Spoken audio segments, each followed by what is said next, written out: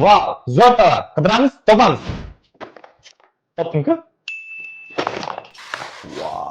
Bu apparatimiz chiroqni masofadan turib o'chirish yoki yoqishga yordam berar ekan. Komplektda mana bunaqa ajoyib skotch va apparatimizning o'zi va ajoyib pulti bilan jihozlangan ekan. Hattoki Type-C orqali zaryad olar ekan. Qani birgalikda sinab ko'ramiz. Ketdik. Qani shu yerdan boshlab ko'ramiz.